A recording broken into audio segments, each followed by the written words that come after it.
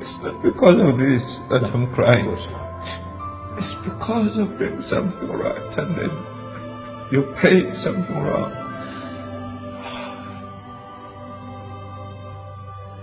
You know as well as I do, there's evil in the world, and there's evil in people. I know. But you should be dead. How come you're not? God is mighty. If you had to share a short message with people listening that will watch this, whether in America or Andrea or Jewish people, what would you like to tell them?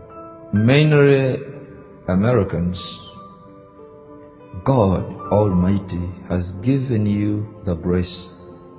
Whatever you do in America influences everybody in the world. You have that grace.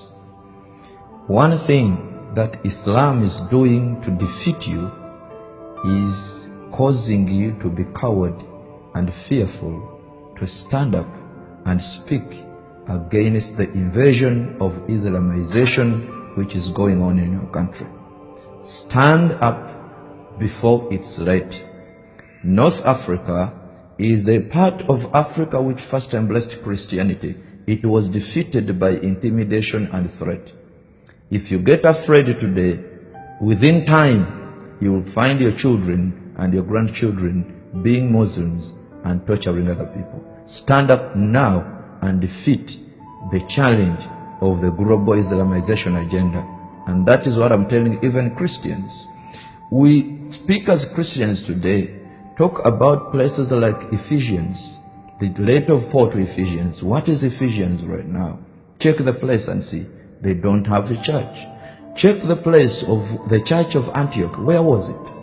Check the places of all these places where Simon Peter and preached the gospel. Paul went on with his missionary journeys. You will find that Islam has got a challenge which is on a door, and instead of standing up, we are not going to stand up in arms, but we are going to stand up in the word of God. Let's not fear to open up and stand and speak the truth.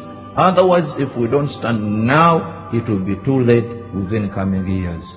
One thing which I want to leave with you, all of people watching me, is that if you know that what you are doing is right, stand boldly and proclaim it. Don't fear. The spirit of darkness use intimidation. Don't be intimidated. People fear to die, but Jesus said, do not fear those who kill the flesh. He knew they would try to kill us.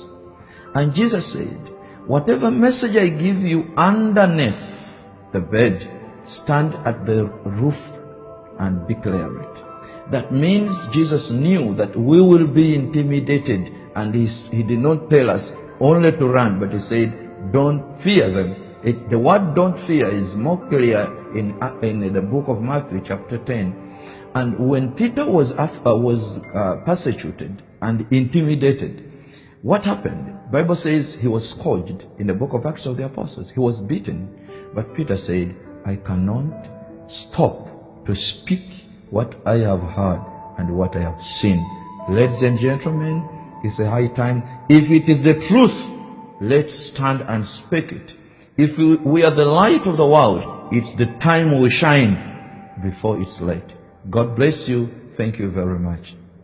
I got to get one more thing, because that was very powerful. We're going to show this to a lot of Jewish people in America. What's your challenge to Jewish people to support Israel? The Jewish people, I am a former Muslim. Have no doubt about that.